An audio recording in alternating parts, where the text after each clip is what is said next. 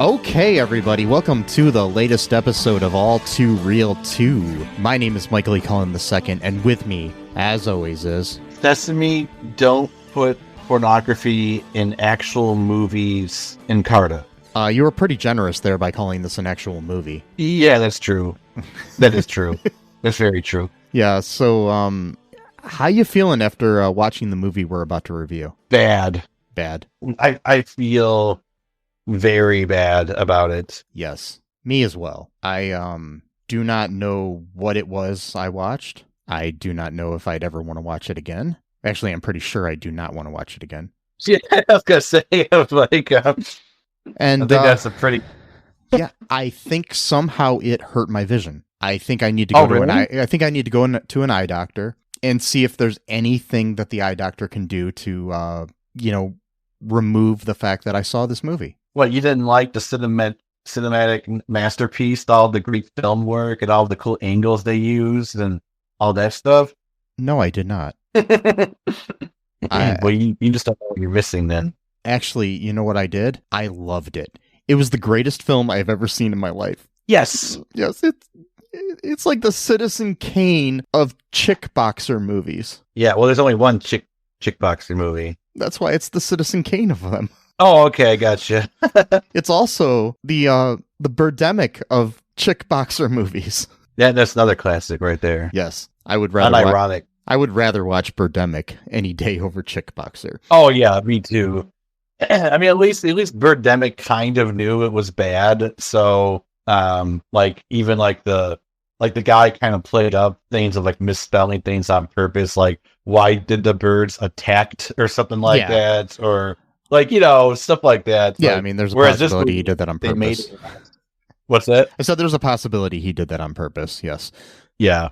Yeah, I'm amazed and proud of you that you took notes by watching this. I've watched it twice. I'm sorry. Yep. I'm really sorry. That's all right. Yeah.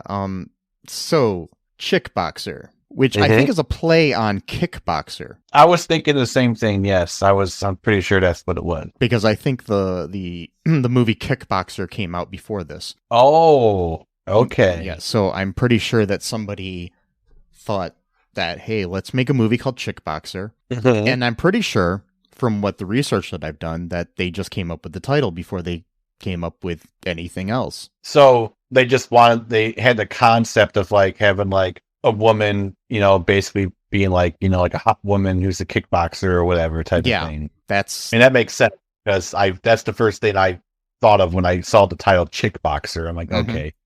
And I knew exactly what this was going to be. And there are so many millions of ways you could make this movie. Oh, yeah. Millions of good ways. Millions of bad ways. And the way they made it. Yes. Yeah.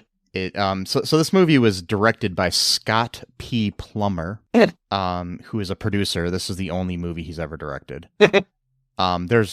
He's produced a bunch of low budget movies, like Robot Ninja. Nice. Bloodletting. Oh boy. Kingdom of the Vampire. What else did he produce? Ozone. Maximum Impact. Oh, I think I've heard of that one. Yeah. Zombie Cop. I've heard of that one too. Yeah, and The Dead Next Door. Nope, haven't heard that one. Yeah. These are all shot like on VHS, I'm pretty sure. Like in a, not shot on film. Yeah. Nope. Of course not. And they were all made in like the late 80s, early 90s. So. Yep. And then we have writers here. We have David Ducato, Bud Palmer, who I'm assuming is probably somehow related to Scott Palmer, and Lloyd Taylor. They're the credited writers, but there's disputes as to who actually wrote this movie. So online. Why would anyone want to dispute this? I'm pretty sure there I'm pretty sure there are people that's names are on the movie that did not want it on the movie. A lot of the people, the re-release of the movie that came out recently, like in the last 10 years or something, some of the people changed their names on the credits. That's great. Yeah. They're like, no, I didn't have anything to do with this movie. Exactly. That's hilarious. And there was a different opening credits scene too. I guess the greatest opening credits scene that we saw here of a woman lacing up her shoes for 5 minutes straight. 5 straight minutes. And this woman is not. I believe this was recorded years and years later. So it's not, oh really? They just basically. Oh my God, dude. Yeah, 5 straight minutes of lacing and tying shoes. Yeah. And it wasn't even like creative. Like they didn't even like show the rest of her. All you saw was her fingers and her shoes the whole time. Because she's probably someone that's not in the movie. Yeah. Right. Oh yeah. It wasn't like the regular person. Gotcha. Yeah. Probably thinking that they're implying that it's our main character, but yeah. I was going to read you here the Internet Movie Database description of what this film is. Yes. Kathy, a small-town Ohio girl, is a big fan of a TV series called Chickboxer. She decides to take up karate in order to channel her TV heroine and take on the local crime wave. Yep. Sounds like a great movie to me. It actually does. Like, it sounds like a good campy movie that you could sort of eat popcorn and make fun of. But no, it's none of that, actually. It's a fever dream, I would call it. Yes. I would just call it a fever dream. This is a movie I would come up with in my dreams, and it be in like the movie made me feel like when I have a fever. Like I don't know how else to explain it, but that's how it made me feel as I was watching this. It took away my vision. It took away part of my vision, and it made you feel sick. So yeah, took away your vision. I got sick, so maybe there's some kind of weird CIA thing going on with they were brainwashes you or stuff that I don't know. But yeah. So we, in the cast here, we have Julie Susinski as Kathy Sherwood, Shawna Baer as Freida, James Black, who actually has a pretty decent career after this, which is weird, as Colt Jackson. Yep. Ken Jarose as Knuckles, Tom Hoover as Herb, James L. Edwards as Billy Anderson, and Bogdan Pesek as John Anderson, among other people in this movie that I'm not going to name, unless I have to. It takes too long, but I don't think they're going to care that you didn't name them. Yes. Like, oh man, the All2ReelToo podcast didn't give me credit for Chickboxer. Yes. I think they're going to be good. Just to clarify, in case there's any confusion, this Knuckles is not the Knuckles from Sonic the Hedgehog. I just want to make sure you know that. Oh, shit. What? When I watched it, it was. No, I'm joking. Oh, you thought it was him? Yeah. So I'm kind of avoiding talking about the movie. But anyway, so what are your feelings on this movie here, Sesame? My feelings are that this is the worst. I know I say this every time I see a really bad movie. And I'm always being truthful when I say it, and I end up seeing the worst movie.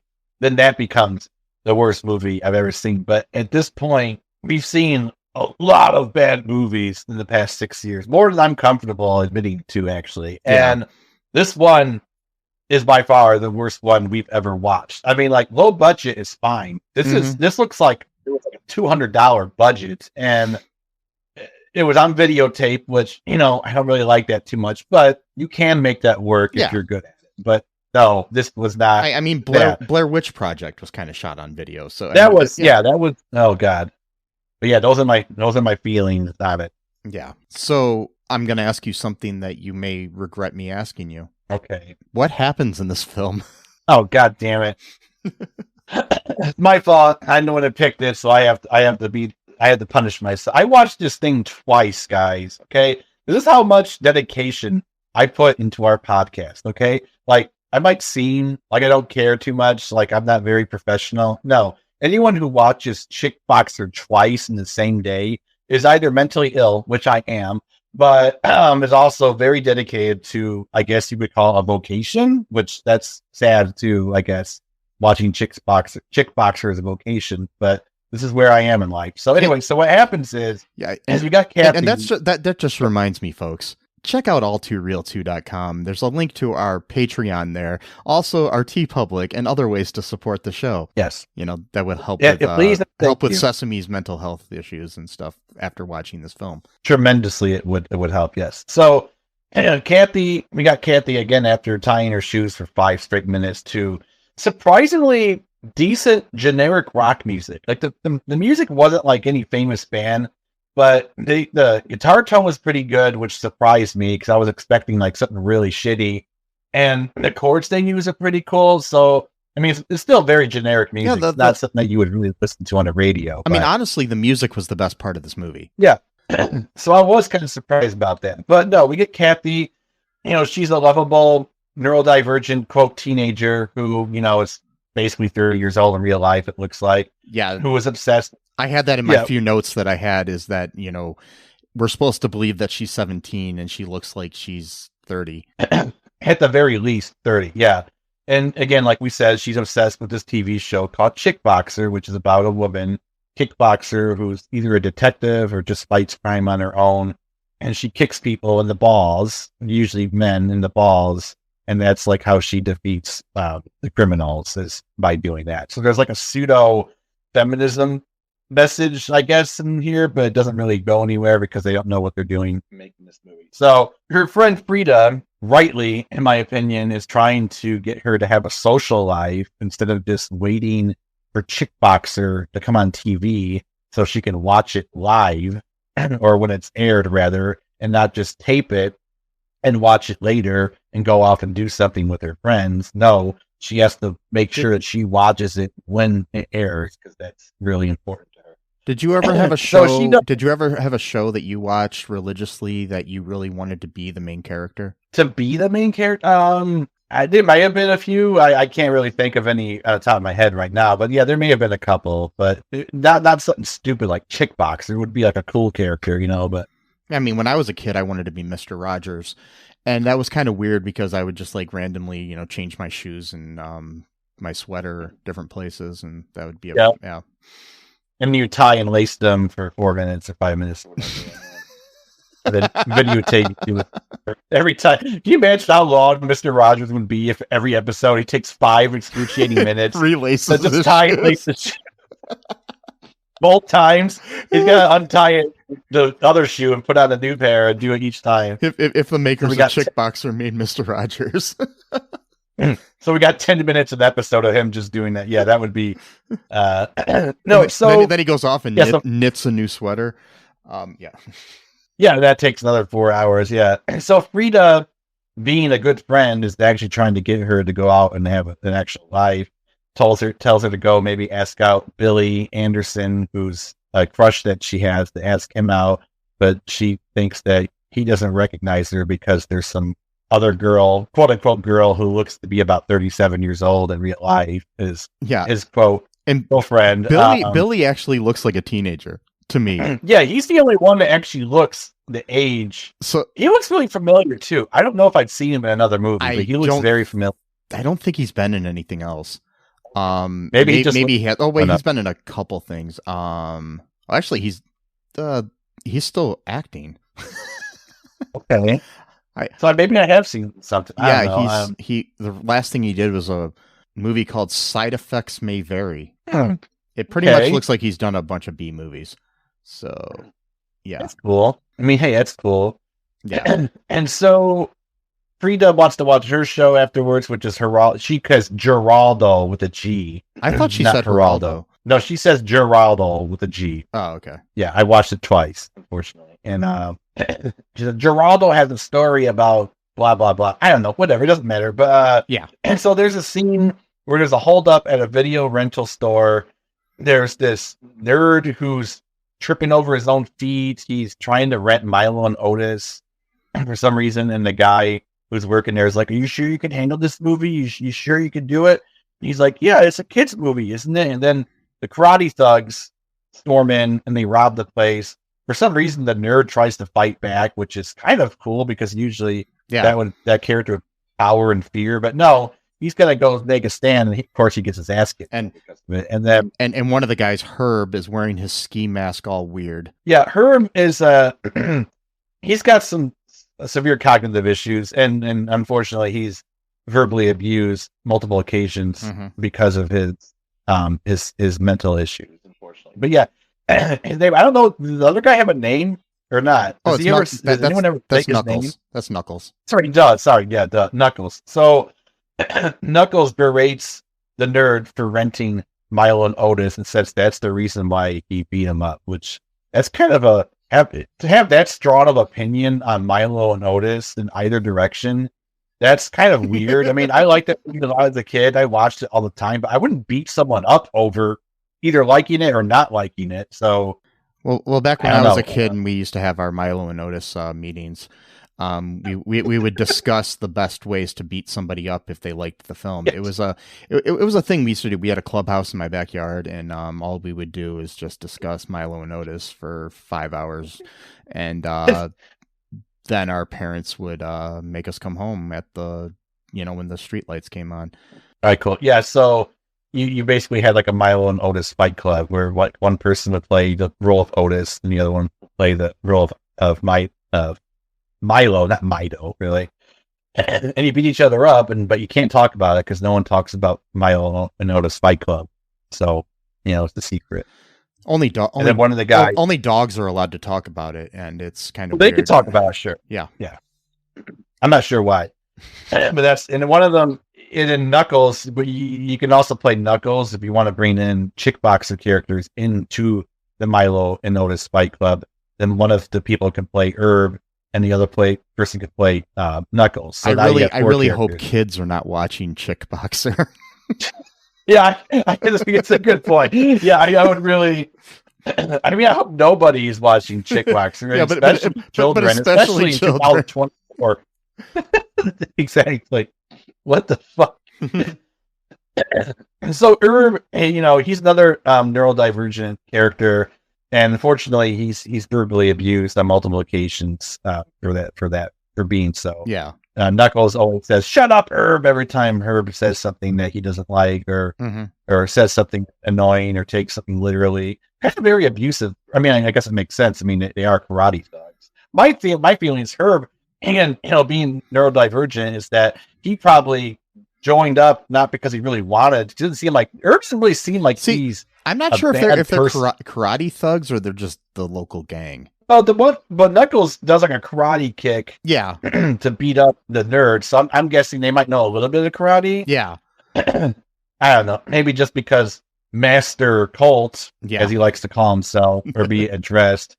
that we'll get into that in a little bit. But anyway, it doesn't matter because I don't want this to be a long episode. So Kathy forgets her locker combination at school. Again, they're like 38 years old and they're at high school.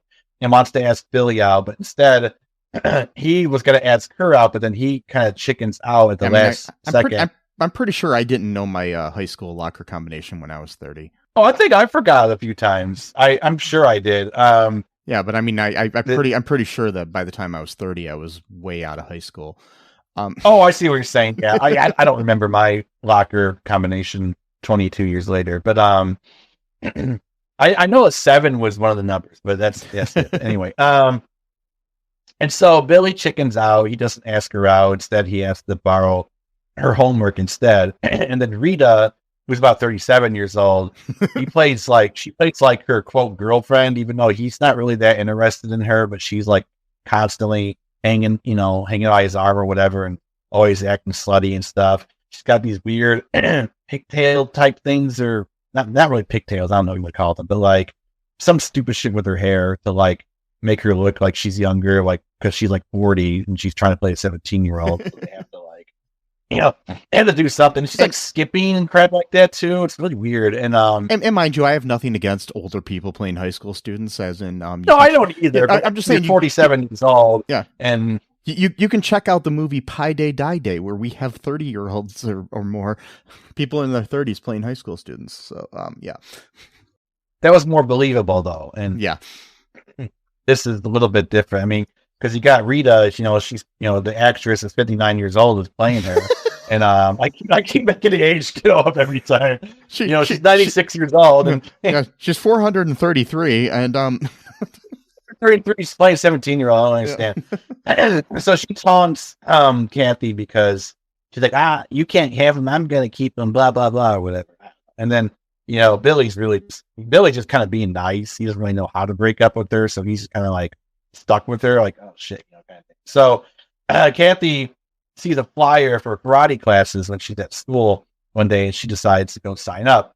And she tells her mom, and her mom is probably some of the weirdest acting I've ever seen in the movie. I don't know if it's bad or it's, I don't get it. But like, so her mom doesn't like this. She tells her that she's too delicate for karate, and because, quote, they karate people in there. What? Like, okay. Mm-hmm. I never heard karate being used as a verb before, but okay. Mm-hmm. And I karate people all the time myself. You do? You karate yourself? I karate people all the time. Anytime I see somebody, I'm like, I'm gonna karate you, and then they run away scared. Yep. They're like, what the fuck are you talking about? Oh, you're gonna karate me. Maybe that's why they're running away scared, because they just think I'm nuts.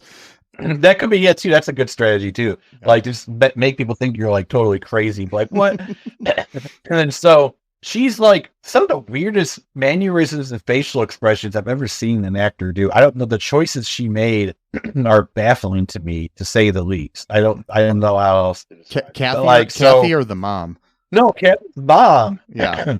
The way she looks and the things she says and how she says them in the scene, to me, they're just baffling. So she's like, you're going to be riding around with the opposite of the heaven's angels, because she can't say hell's angels, because apparently they don't curse in that house or some bullshit. I don't know. Yeah. And then she goes, we spent all of this money so that you could have braces, and then, they're going to kick your teeth out. And then Kathy goes, I've never had braces ever in my entire life. And her mom goes, oh, well, whatever. Okay, wait, take a break here. What parent thinks their child had medical stuff done on them, but it didn't really happen? Like, is this mother like taking drugs on a regular basis, or what? Because that's kind of a weird thing to think, that your child had braces but did it. I mean, the other day, my mom was talking about the time I had breast reduction surgery, but that I'd never had, so it was kind of weird. I guess maybe it's common. I don't know. And so Kathy starts like pleading with her, like she's like not even 14, like she's like 9 years old. Like, but mom. I'm like, okay, you're 97 years old playing a 17-year-old. Like, you shouldn't be, you shouldn't be going like, but mom, whatever. So she storms off in a huff. She's like, you're leaving your meatloaf behind. Meatloaf's your favorite. And she's like, fuck meatloaf. I mean, she didn't really say that, but like, and then like her mom does this stupid ass.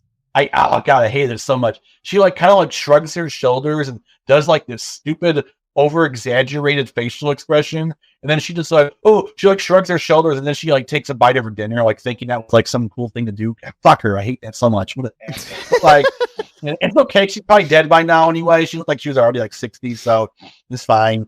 I mean, like, it's fine to make fun of her. And so then we go into the karate thugs come back, and now they're at the mayor's office. The mayor's, quote, working late at night. I don't know what he's really doing. And then they're there to blackmail him. The mom was in a movie. The mom was in a movie that was made in 2020. Okay, so she might be still alive. I'm sorry. I shouldn't have been that.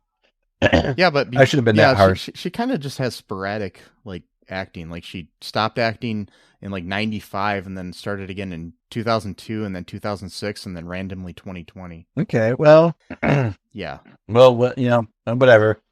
I guess sometimes that happens. Maybe. Oh yeah, and the latest movie that she acted in was called Her Name Was Krista, directed by the actor who played Billy. Interesting. Okay. Yeah. All right. So apparently there's some camaraderie. And, well, it's like when people have like shared trauma, they do kind of have like a bond. And I think being in this movie was a shared trauma type of situation. So, yes. They kind of kept contact after that, maybe do like different, meetings for like, AA or trauma or something like that. I don't know. And so the karate thugs blackmail. So I don't really understand the plot of this movie. It's very convoluted. So the karate thugs are trying to blackmail the mayor with dirty pictures of him having an affair with the secretary. But they want him to make a drug pickup. But they want to do that because they want to frame him for picking up drugs so that they can then get this corrupt cop to become the new mayor and have him essentially be the one who arrests the guy, the mayor who was going to pick up the drugs. But then they also want to, I guess, frame this guy, the future mayor, because I don't even know. What do you know what the plan was here? No, I was completely confused, and I didn't know why the drugs were involved, and I was just really confused by the whole thing. I'm like trying to figure out what they're. It's like when you're writing a screenplay, it's better to make things less complicated if you're trying to do something like this where it's, you know, understandable to the dumbest person in your audience. And I'm pretty sure that the smartest person in the audience couldn't figure this out, because that smartest person is me, of course. But I'm joking. No. And me, it's a close second. And then I could not figure out what the actual plan was, because I could only deduce that maybe they were trying to double cross the corrupt cop as the future mayor so that they could then blackmail him into basically like letting them have free reign of the entire town to do drugs money. I don't know if they were then Ohio town. I don't know if they were trying to. I don't know if they were trying to then put Colt Jackson, you know, Master Colt Jackson, in as the new mayor or something. I don't know who their plan was for the succession here. So yeah, it's so common. It's like I don't know. Yeah, because we got this guy. All right, so karate class, here it comes. And so the karate teacher, his quote, big claim to fame. This is a direct quote from the movie, by the way. His claim to fame is he was once a Green Beret cook in Vietnam. Okay, all right, and then which makes no sense. Makes no sense because the actor was born in like 1965. He was a young soldier. I mean, he was, and diapers. He was born in Vietnam. He was born in Vietnam, like a female soldier. I mean, I don't think they had that back then in American, but like whatever. And then so he was pretty much trained to fight from day one. They give him like a little spoon to throw at Viet Cong or something like that. And that would be a better story than this movie. Oh, it would be. Because the Vietnam War ended in 1975, which means he would be 10 years old when the war ended. so from like the age of 2, they were already training them hard. Like, you gotta fight the Viet Cong. I don't know, whatever. So he's got this weird quasi-sexual fetish for his students, calling them master. Like he looks weird whenever they call him master. Like he's getting off on it. I don't know. Kind of weird. He called himself Colt with a quote. I don't know. That's his nickname. Mm-hmm. By the way, he's the one black person in the movie, and he's the main villain, or it seems like he's the main villain. So we got that thing going on. That's a great thing where, it's, advancement in filmmaking, in civil rights and in film. You go from being slaves and help in movies like Gone with the Wind to being the main villain in a film. Bastard Colt and Chickboxer. So we don't really know if he's the main villain or if there's someone above him. I don't really understand, because they're doing like drug running and human trafficking, but they're also killing young women for some reason. I don't know what that was like. And was that just for pleasure? I don't know. I think that they killed some. I think what they're trying to do is like pimp out women or something, like get them hooked on drugs and pimp them out, is what I was gathering from what ended up happening to one of the female karate students. So that was Julia, yes. Yeah. But then they got the waitress high, and then they killed her. So I'm not sure why. Or maybe she died from too much coke, maybe, or something. I don't know. And or maybe she just wasn't listening, so they killed her. Yeah, maybe. I don't know. So whatever. Who cares? So the karate practice goes on. This scene goes on for a long time as well. It's like 3 minutes of kicking. That's the whole thing. Is just doing the kick move in unison for 3 straight minutes with the generic rock being played in the background again. Uh-huh. So we got 8 minutes of a 1 hour movie. I forgot to mention that this movie is only an hour and 1 minute long. Yes. So 8 minutes so far have been dedicated to lacing and tying shoes and doing the kick move. Okay, so we got that going on. That one extra minute after that hour was very necessary for this film. That's right. There's another minute, so 9 minutes are already completely useless. I mean, the whole movie's useless. Yeah, I know that. So after karate practice, Colt acts all creepy towards Julia because I guess she's like one of the more prettier students. And so he's like, yeah, you showing a lot of potential or whatever type of thing. And then they go walk off, and then Kathy's kind of like, oh, that's kind of interesting, whatever. And then so by the way, so in between scenes, we got Kathy basically telling what's going on in the movie. So there's that. From what I heard on another review of this movie, that they had to add those things, like they shot it in the director's like living room or something. Oh my god! Later after the movie was filmed, because they couldn't cut together the movie to make any sense without her. So they basically had to have her tell. Yeah, instead of showing, because a film you should show and not tell. But it's just horrible. And okay, like I'm just gonna say this now because I was trying to figure out a way to work it in. But so Kathy comes off to me like a character played by Vanessa Baer during Weekend Update on SNL. Like she just had this whole Vanessa Baer sort of like, but like that's great. Like but not like, Vanessa Baer as herself, but like as some character she would have created for SNL. Right. Yeah. So that's great. I don't even think her acting was that terrible in this movie. No, but it was just that over the top Vanessa Baer sort of like, early, like, like early 2010s, sort of thing. Yeah. Yeah. Not that to say makes anything sense. bad because I like Vanessa Baer, but still. It's very over exaggerated. I mean, she's trying to play a 17-year-old who's obsessed with a TV show. So she's like kind of got that like excited mentality. Yeah, it's kind of like that. If we're going to Vanessa Baer, like she played that young Jewish boy who was like being bar mitzvahed or something on SNL from time to time, and it kind of reminds me of that. Oh, okay. Yeah. Wow.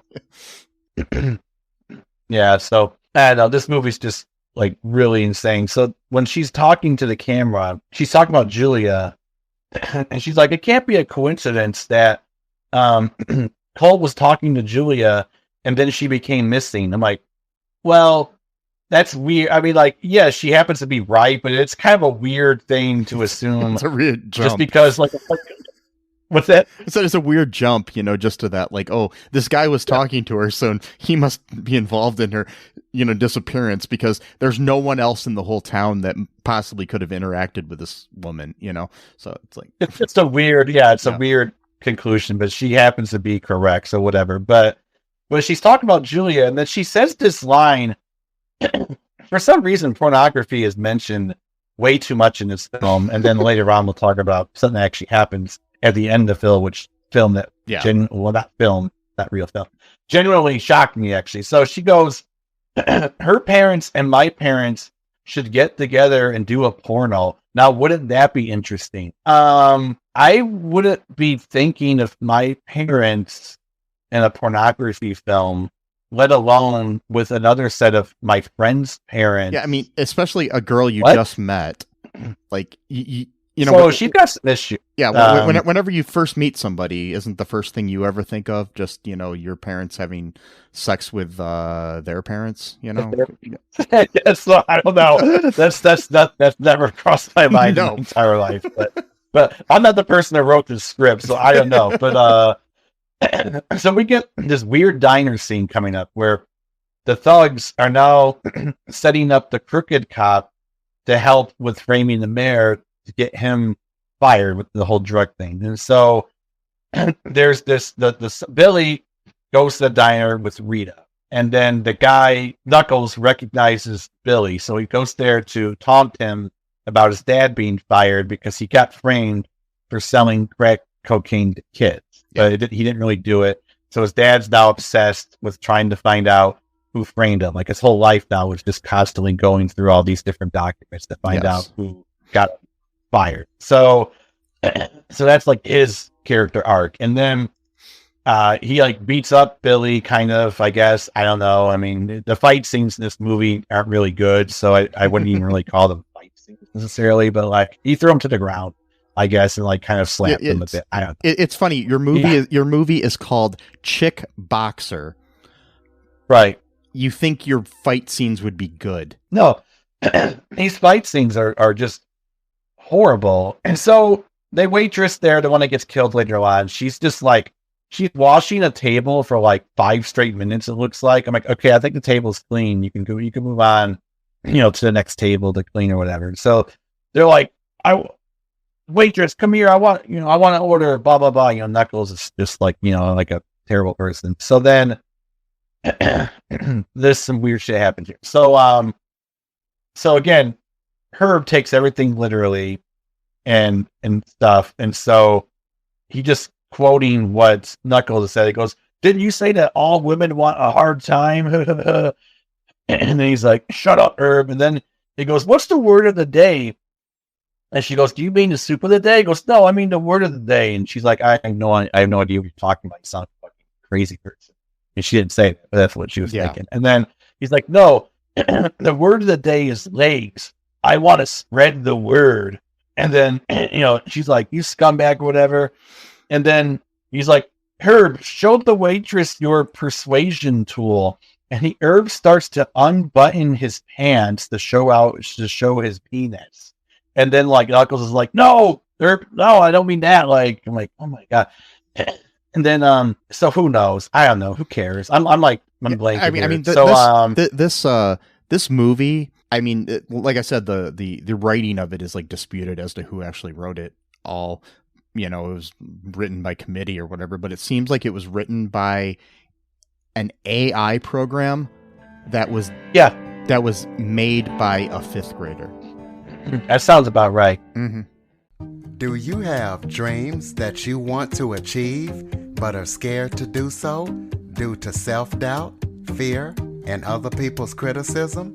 I have just what you need. You need a dose of the Living the Dream with Curveball podcast, where I interview guests that will motivate and inspire you to stop at nothing to achieve your dreams. And always remember, if you believe, you can achieve. The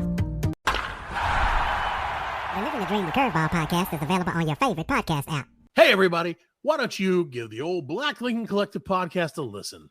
We're funny, we're fat, and we're here 24/7 at blcpodcast.com. Anytime you want to listen, anywhere, all your favorite podcast apps. Of course, we have a YouTube channel where you can stream live with the show. Check out our shorts. We're funnier the less you hear of us. That's been a Black Lincoln Collective podcast at blcpodcast.com. I had to take notes, by the way, because this movie was so convoluted that I wouldn't even be able to follow point A to point B. So that's why I'm just going over my notes, because otherwise I would not be able to even talk about this. So Kathy is doing karate practice with Freida in her bedroom. They're just doing a stupid kick move again. With Freida, being like, what's that? I said with Freida, yeah. Yeah, with Freida, her best friend, which again, this is a very good friend who just puts up with her nonsense constantly. She actually rented the video for Kathy. So she spent her own money to rent a video for Kathy because she's obsessed with karate now. That's a good friend. I mean, she's like supporting her hobby. And she spent a whole buck. She spent a whole buck on it. Hey, $1 in 1991. I mean, that's like $5 now or something like that. I don't know, but and so Kathy realizes though, oh no, Chickboxer's been on for 15 minutes. We lost track of time. I need to stop practicing and watch Chickboxer. And then Freida's like, oh my fucking God. Like, okay, fine. And so Billy goes home. He confronts his father over the drug allegations. I guess he never heard about it or whatever. And then he says, no, I was framed, and that he's been trying to find out who framed him ever since. And Billy says, well, Knuckles, this guy named Knuckles, and this guy who practiced Knuckles all the time, he said something like, bye-bye to Brady. And his dad's like, oh, okay, give me more information. What else he's saying? He's like, oh, I think I figured it out. They're trying to frame the mayor. Somehow he knew that from like the very little information his son gave. He's like, oh yeah, I know exactly what their plan is now. Okay, pretty good detective. Yeah, it took him that to figure it out. This is like, how would he know this? Like just from what little Billy told him, he's like, oh yeah, I totally know what's going on. It's like, what? Okay. And so we get more bullshit karate class. Colt cancels the class because he says Julia is missing. He acts all sad about it, even though he's the one who's basically, because she's missing. Everyone, and that's okay. So there's another weird thing. So Julia, well, I forgot to mention this. Julia did not really want to sign up for karate. It was her parents that pretty much coerced her into joining karate because they thought it would be good for her. Whereas Kathy was doing it for the exact opposite reasons, because her mom didn't want her to do karate because she thought it would be too violent. So Julia doesn't want to go. That's established. Okay. Julia's playing probably another 17-year-old or a high school student, whatever. Okay. A lot of the other people, though, are full-on adults that look like they're in their 40s, if not 50s. Everyone seems to be thrilled that karate class is canceled. Well, wait. These are likely the people who signed up for karate voluntarily because they wanted to learn. Yeah. So why would you be thrilled that your class is being canceled that you yourself wanted to go to? Like you said, it's not like something that your parents are making you do. It's something you voluntarily did. It's just, it's like, I mean, like, my parents made me do soccer. I don't want to do soccer, or my parents want me to play the violin and I don't really want to play the violin, but this is different. Yeah. So Kathy immediately suspects Julia's missing because of talking to Colt because he's black and she's racist. So she goes to hear what's going on. Because that's the other suspicious thing happens is that the cop is walking to the office that Colt has at the gym as he's telling the students that Julia's missing, and then you got this guy just pop in and he just walks over to the office. That's not weird, is it? And then Colt goes and talks to him or whatever. I don't know. It turns out that the thugs killed the waitress that they got high, the blonde one that they were saying all the filthy things to, and they're like, "Oh, we can make you rich." How? And they make her do cocaine, and somehow that's going to make her rich. I don't really quite understand that, but all right, doing drugs. That's what I've been doing wrong all these years. You should have been doing drugs because they make you rich. If I'd have known that, I mean, I didn't know that either. Maybe most movies have been lying to me because usually it's like somebody that's strung out on drugs is like living on the streets and stuff, but I guess I could have been in a mansion if I would have just started doing cocaine when I was a kid. I mean, yeah, I should have joined the cocaine train years ago, even decades ago at this point, but no, can't do it. So the corrupt cop doesn't approve when he finds out that they killed her. He's like, I didn't know we're going to be killing kids. And so he goes, my daughter's 12 years old.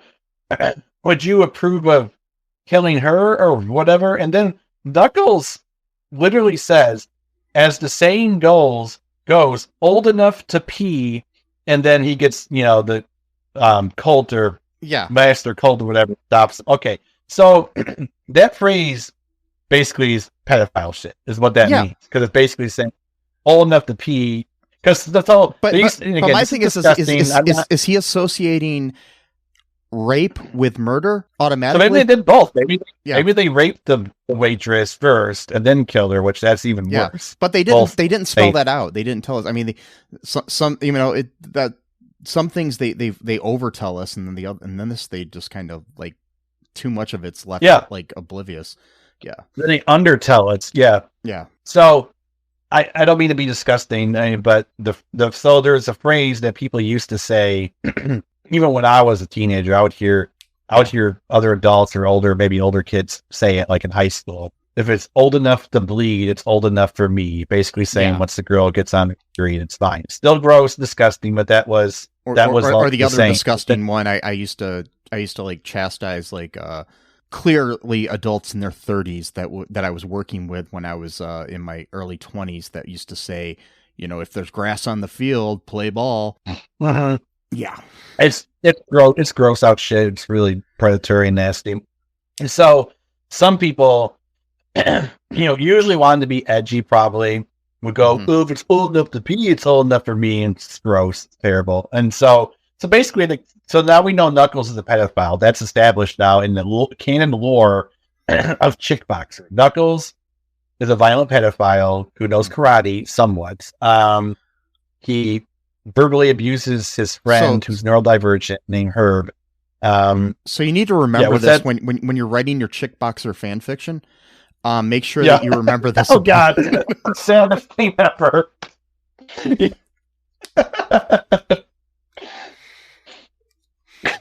Sorry, go ahead. Yeah, no, that's all I'm saying is when you're writing your fan fiction, just remember that Knuckles is a pedophile and Sorry, just the idea of Chickboxer fan fiction. It's like the most miserable existence of all time. Like, what are you doing tonight? You're gonna go see a movie set? No, sorry, I'm writing my Chickboxer fanfic right now. Yes, it's worse than Twilight fan fiction. Anyway, so well, true. Yeah, very, very true.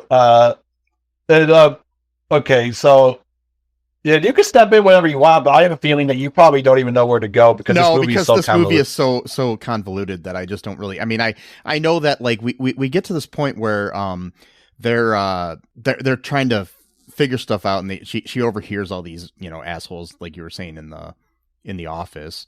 So yeah, and what happens then? Like so they killed the corrupt cop because he doesn't approve of them killing the waitress. So now he's out of the picture. He's not the future mayor anymore because that's what they wanted him to be. So now I'm not sure what their plan is. Yeah, because their plan was to have him become the mayor so that they can become even more corrupt, which doesn't really make any sense because they already have the original mayor on the take to begin with to let them do their illegal activity. So I'm not sure why they would need to frame him and instill another person to become mayor to then do the exact same things that they were already doing with the current mayor. Like, I don't even know why.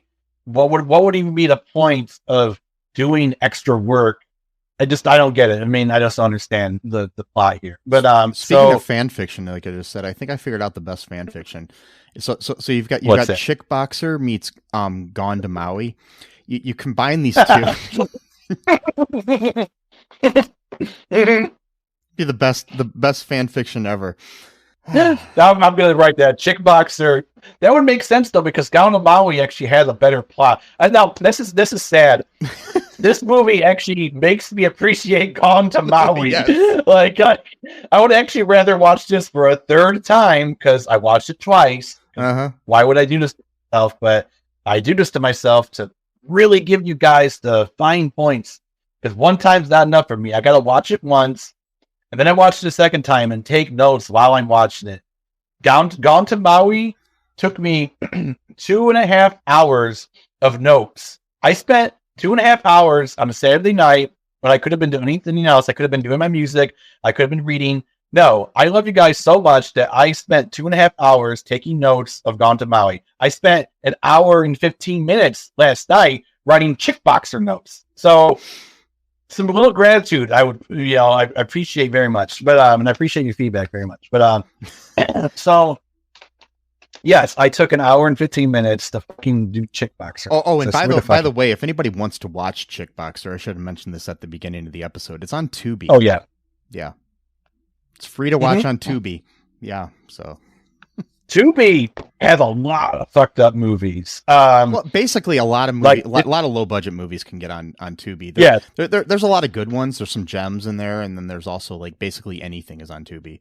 So not that that's bad. I mean, but there are some good movies on there, like A Summer to Remember, directed by my friend Jeff Fry and produced by my friends Clint and Lindsay LaForest. Check that out. That's a movie worth watching. That's a movie worth watching. Yes. That's a good plug. I like that. Yeah. No, it's good. Not directed. It was written by Jeff Fry, directed by my friend. Right. Yeah, Larry Williams. So yeah, check that out. You know what would have made this movie 10 times, actually 100 times better? What's that? Is if Lindsay played Chickboxer, yeah, instead of person, and actually made it cool. Yeah. But and again, she would have been like 12 when this movie came out. Yeah, I don't know. Yeah. Well, if Lindsay would have written this movie, it would have been a lot better too. So yeah, totally. So they killed the cop. Kathy hears it, the gunshot. She runs outside. Billy's just by the door because he was going to go drive her home from karate class because he's a nice guy because they're going to go out on their first date. So then she's like, no, I got to tell you what happened. So then she goes, takes her to her house and then tells her what's going on and tells him her bedroom. Yeah. Tells him. Yeah. Yeah. Billy's not trans. He's cisgendered. And so she tells Billy and then Kathy's mom thinks Freida's there. And then like Billy kind of like makes him sound like a feminine voice, like, he's Freida. And she's like, don't make sure you don't catch Freida's cold. And then like, she's like laughing like, okay, mom. That part was actually kind of funny. I like that part. That was like the one good part of this movie. When Billy is trying to mimic Freida's voice, which, okay, so back to, I gotta focus. So Kathy gets this brilliant idea. Okay, also too, I don't really know how this, so Kathy claims that she is Greta something's greatest fan. Greta is the person who plays Chickboxer in the TV show.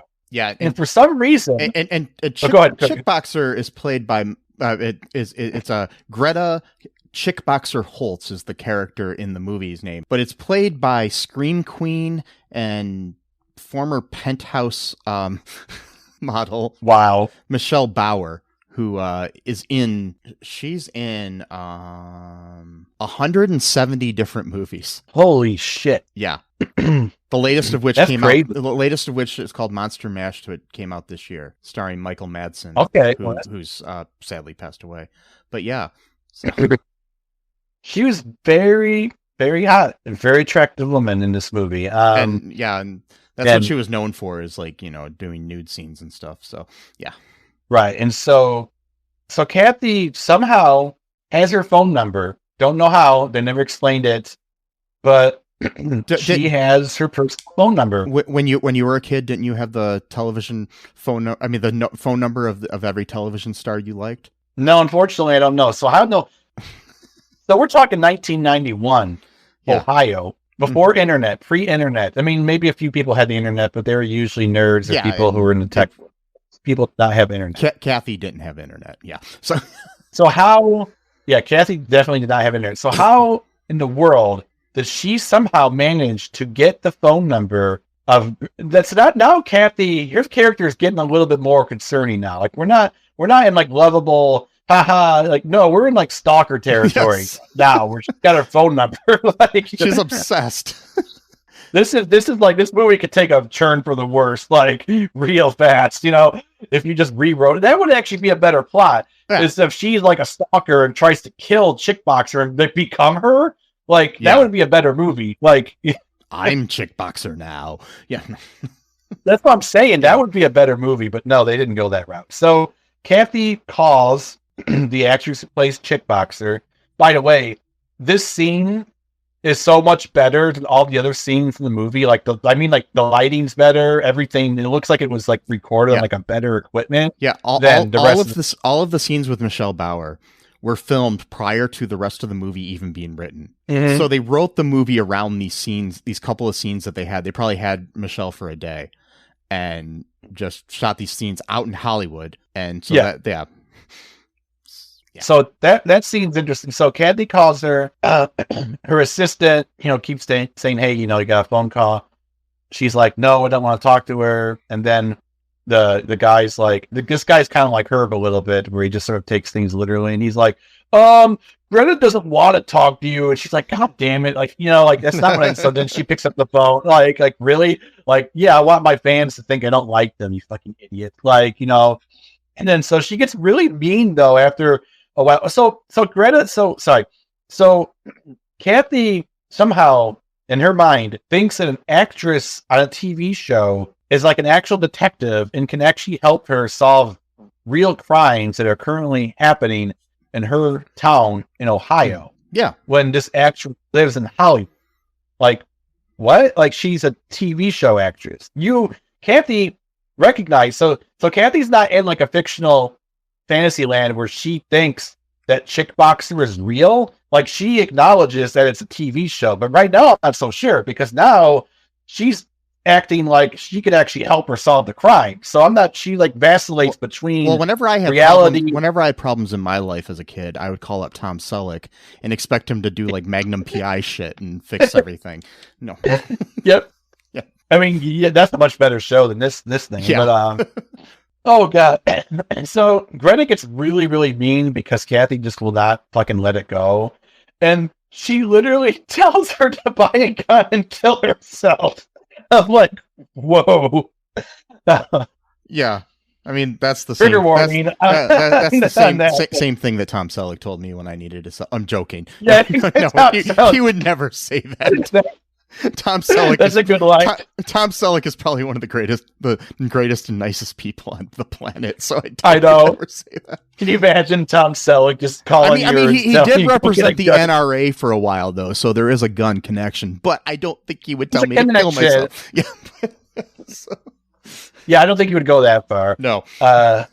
So, and also too, so there's so many sexual innuendos in this movie, and we'll get to that later on. Why that is such. So during this phone call, or right before Kathy calls Greta's manager or agent or whoever is trying to convince her to do a pornography film that would, quote, help her career. Okay, everybody knows, at least back then, that doing porn pretty much only sets you up for doing other porn. Like you're not getting. Yeah, I mean, maybe nowadays, because now people are more sex positive. I mean, might be able to get away with that. There have been some people that have crossed over. Tracy Lords and stuff like that in the past, but like one person though, like Tracy Lords and Sasha Grey and stuff like that. But there's been hardly any people that were in porn and then became famous. Well, I mean, Dean Cain, but yeah, but what the difference though with Tracy Mr. Lords, Family Values, I'm sorry, but anyways, yeah, Family Values, exactly, yeah, but fucking Cain, literally, this time speaking, but there, I mean, but it's very rare that somebody who's already an established TV star decides, hey, you know what I should do now, porn. Because that's the next rung on the ladder of success here. I go from doing television to porn. No. Yeah, it is a weird version. It's like the opposite. Yeah, you're going in the opposite direction of what you would want to. But the difference, I think, was Tracy Lords and Sasha Grey is that they always had a plan that this wasn't going to be like a forever thing. Like this was like to make some money. Then from there, so Sasha Grey. Like, I've seen some interviews with her where she literally was like, yeah, like, I only plan on doing this for a few years, make some money, and get out. That was the whole plan. Like, she saved up, like, $8,000 to move to California from wherever she was from. Yeah, and so it's like she already had, like, a whole plan set out from, like, the beginning. Yeah, like, but that's not the typical, pipeline that people take from porn to movie star. So, and not that she's even a movie star. She's only been in a few things that were of note after that. So yeah. It not to derail the conversation too much, but like I've actually listened or watched several interviews with like pornography actors and actresses, and like they're not like stupid people. Like I know that people like think they are just because like they do sex and shit. Like no, like they're really intelligent. Like some of them are like super like entrepreneurial and shit. Like But I mean, but the thing is rarely do they expect that they're going to be the next Jennifer Lawrence or something. You know what I mean? It's No. So their agent. The only reason I got into pornography is because that's what they were talking about. And so she goes, her agent goes, yeah, she's gonna do her blowing exercises, or whatever, or something like that. I'm like, hey. Like, this is getting kind of weird. And so, yeah, she tells her to go kill herself. Yeah. And says that, these hardcore fans, they don't have lives. And they just attach themselves to celebrities to, like, make themselves feel better. And then she hangs up on her.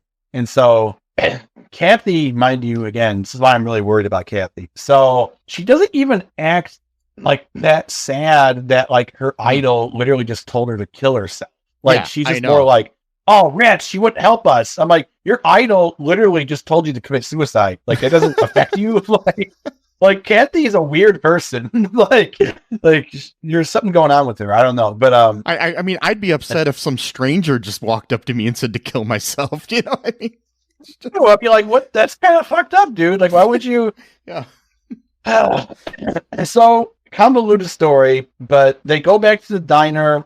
This is where the pickups. I don't even know what's going on at this point. Why are they then framing the mayor when they already killed the guy that they wanted? Were they trying to get Colt to be the mayor at this point? Like, what was going on? I don't even understand. That's my guess, but I don't know. They didn't say or even like tell at this point. So, all right, I guess we'll go with that assumption. So, old future mayor's dead. Now Colt's going to be the future mayor. We'll just go with that assumption. So, they want the mayor to do the drug pickup so that they can then frame him, and then makes so he can't be mayor anymore.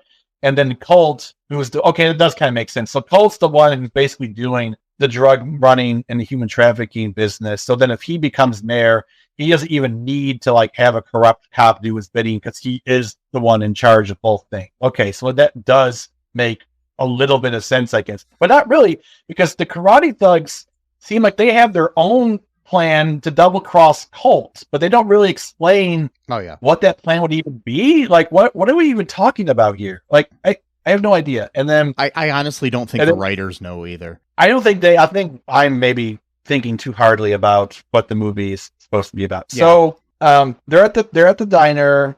Herb and Knuckles are there. They said something about royalty or we're gonna become kings or something like that. So Herb goes, speaking of royalty, after this, can we go to Burger King? I'm like, oh my fucking god! Like the lines in this movie are so fucking. That was my favorite. That was my favorite joke in the whole movie. I know, but it's so fucking dumb. I know it is. That's what I'm saying. But it was that bad.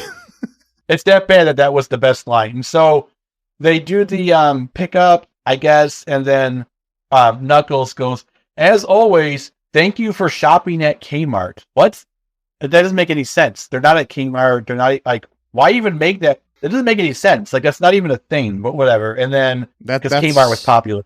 That's how I end every conversation. You say, as always, thank you for shopping at Kmart. Yes. That was what the I know why, because that's what the pharmacy would say.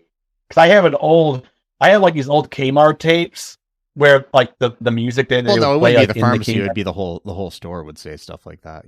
Yeah. Okay. Yeah. No, that's right. It was the whole, never mind.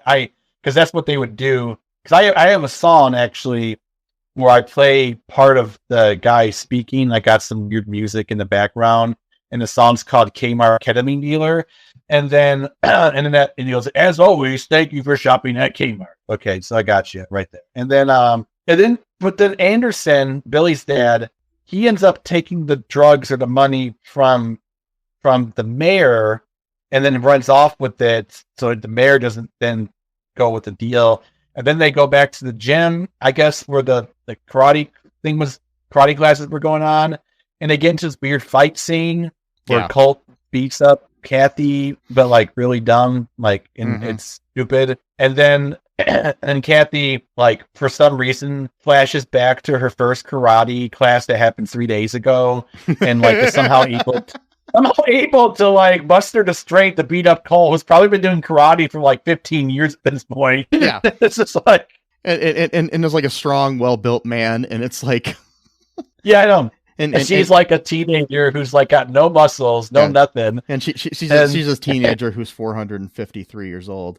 But a 450 teenager beating up like a 30-year-old dude who used to be a Vietnam cook or Green Berets cooking. But Vietnam, that's okay. The actors are both probably the same age. Yeah, they probably were. So she beats up Colt, but then she beats him up too hard. He knocks him unconscious, and she keeps asking him where Julia is, because now suddenly Julia becomes the main McGovern of the movie, but she wasn't talked about at all since they first said she was missing. Yeah. And now suddenly she's the person they need to find to save to see if she's not dead yet or whatever. So I mean, the character seems like she's literally an afterthought, like in the whole plot even. She's not mentioned for the whole, I mean, again, this movie was an hour and 1 minute long. This movie honestly felt like it was 3 hours long to me. Like, I would literally check the time every 30 seconds to see if more time had passed, like a minute or two. No, it was like 30 seconds. And this went on for the entire time. Yeah. Interestingly, the fight scenes seemed to feel longer than the scenes where she was just sitting down on the couch telling what was going on. Yeah. So that's how bad those scenes were.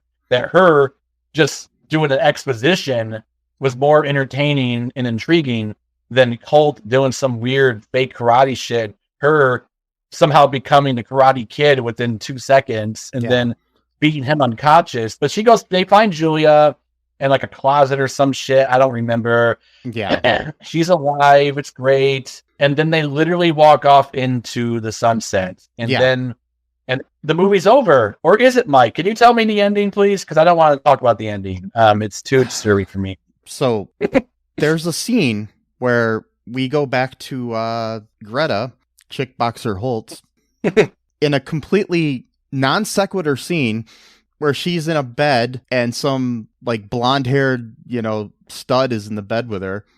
And it's like they woke up and it's like, do you remember last night? And blah, blah, blah. And then there's a literal porn scene in the fucking movie. Full penetration. Yeah. You see his dick. Well, you can't see all of it, but you can literally see. But it's something right out of at least a softcore pornography film, and it's like, and it's there for like 3 minutes or some shit. Yeah, it's like, why? And again, that scene was filmed before too, because that scene is better in terms of quality. Yeah, not quality as in it's a good scene, but like the cinematography of it is better, or the videography, I should say. But it's really weird because it doesn't connect to the movie in any way. It's like they just put it there as well. Kathy does say something like, "I wonder what Chickboxer does after like a hard day or something like that." Yeah, but that's still not really. But without that line, it doesn't connect in any way, and it just doesn't make any sense. And it's just there for the fact that you want to see Michelle Bauer naked or something. It's just, it doesn't make any sense. Why not just make a pornography film with her? That's what I'm saying. Like, I don't get, like, I'm not, like I've said, I'm not against nudity in movies if it makes sense and is needed for some reason. But if you're going to have just a sex scene where people are naked for no reason, why don't you just make a porn? You'll probably make more money than this made. So, yeah. So I'm guessing, though, that was also to say that she did finally take up her agent's advice and did the porn movie. But still, it's so out of context and weird. and like, is this supposed to be a scene out of the porn movie? Or see, that's what I was thinking. I was thinking that this was supposed to be her. Yeah, because they got a guy doing directions, like saying. So yeah, this was supposed to be her taking her agent's advice. Because this is the director. This is the guy that was originally going to direct the movie, saying direction to her, and it's like, the guy just wanted to probably direct a porn scene. I don't with know. Her in it, like I found got it, whatever. Oh yeah, by the way, earlier in the movie, just some stray thoughts here. There were 2 or 3 times where I saw the boom mic in the shots, especially at the restaurant. Wow. Yeah, like. There's a boom mic and pole right above the actors that are sitting at a booth in a couple of the shots. So yeah, and then you can see it one other time, like when they're in one of the karate scenes. I'm just like, I get it. That's crazy. I get it, but the thing is, it's like, it's video. You can refilm it. Did nobody look through the viewfinder and see that the boom mic was in the shot? I don't think anyone was really paying too much attention when it came to. I know. But it's like I can almost excuse it when it's in a film. Yeah. Because you film is expensive and a lot of times mistakes happen and you don't realize it until after the film's developed, and then it's hard to go back and reshoot the thing. But even then you can probably crop it out in editing. I don't know what kind of editing they were using for Chickboxer, if it was just, analog editing, like, no digital involved, where they were just basically having 2 VCRs connected to each other that they edited from. Maybe some kind of like fancier like TV studio sort of setup like that back then, but I don't know how they were editing. It's just, as a filmmaker, it just kind of boggled my mind. So yeah. But then again, I was involved in a film that I will not name that was directed by somebody else who hired a professional editor to edit the film, and this was on digital where you can zoom into shots and cut out things, and there were boom mics that would have been easily cut out with zooms that were left in the film when I saw it at the premiere. Wow. And I say something to the director and he's just like, yeah, I know, but I paid him well and he did a good job besides that. And I was like, but this wasn't just like one scene that had the boom mic in it. This was like several scenes throughout the movie. So yeah. And there were, and I was the cinematographer on this, but or not the cinematographer, but I was helping out with cinematography on the film. And I do know that there were other takes that they could have used too, but that's okay. I'm not bitter, but I just wanted the movie to look good is all. But Yeah, no, man, makes sense. Yeah. So you have the right to want that. Yeah. So anyways, now that we've talked longer, I think, than the actual movie. Yes, we have. So feel free to edit some of this down, you know? Oh, yeah. I might, or I might keep it. Who knows? So what, any final thoughts here on the glorious film that is Chickboxer? No, I don't want to ever talk about this movie ever again. Would you ever like to see a sequel to Chickboxer? See, that actually I would, because I think nowadays with crowdfunding and things of that nature, I think it would be easier to raise money and to hire actors because we got social media and we got different ways of connecting to people. So yes, I think that it would still be like a B or C rated movie and it would still be a bad movie on purpose, but I think it would be much better than Kick Puncher. That's a that's a different thing. Sorry. Yeah. Yes. That's the kind of reason why I chose this, because it reminded me of Kick Puncher a little bit. Yeah. Title. Chickboxer. But yeah, I would say that would be I would actually like, hell, maybe we can write the script if Chickboxer 2 and then send it out and just maybe we can get some of the actors back. Like Kathy could be like a karate black belt at this point. Like she took it really seriously and just kept practicing, and she's teaching people. She has a karate class called Chickboxer. Yeah, that's a great idea. Yes. Chickboxer Academy, right there. Chickboxer Academy. Yes, we got it. So, folks, if you want to see that, let us know. And, go to our Patreon. Let us know before you do that. And you want to donate some money. Maybe you want to fund that movie. We will make it. And we came up with it first. It's proof right here. It's our idea. Yes. Chickboxer 2, Chickboxer Academy. There it is. Yes. That's the title. Boom. Yes. And it's it's gonna be great. It'll be the greatest film ever made, and it will. With your help, folks. No, just go to our Patreon. I'm not kidding. I might write a script. I might actually write a script, or at least partially a script. You should. Go to our Patreon if you want to see that. Go to our TeePublic if you want to see that. Spread the word about our podcast if you want to see that. Give us a 5-star review wherever you can on Spotify or Apple Podcast. Also, be sure to share the show with your friends and comment wherever you can comment, because engagement is not just something for married couples. And yeah. True. Oh, we forgot to give our advice column, because we're in an advice podcast. Oh yeah. So do you have any advice, or do you want me to give some advice here? Yeah, I don't have any. My brain's fried right now. My advice is that, if you're making a movie, do not just randomly have a porn scene in it. It's, there's no point. You can have some nudity in your movie, go ahead, but a straight up porn scene in a movie that doesn't need it, yeah. I mean, there are other things that this movie didn't need, like, the other 100 minutes of the film. But yeah. Yeah. Don't do it. Just say no to porn. No, wait, no. Just whatever. In movies. Anywho, I don't know. I'm rambling now. So that's my advice. Hey. And our advice is a copyright of all2reeltoo.com. No reproduction of this is allowed without permission.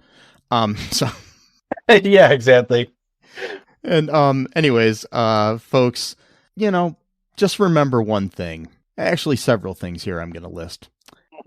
That I love you. Greta wants you to kill yourself. Sesame definitely loves you. Yep. And until next time, bye-bye. Thanks for listening to All2ReelToo podcast, a Cullen Park production. Produced and edited by Michael E. Cullen II. Music by Matthew Hawes. Subscribe and share the show. Visit us at cullenpark.com.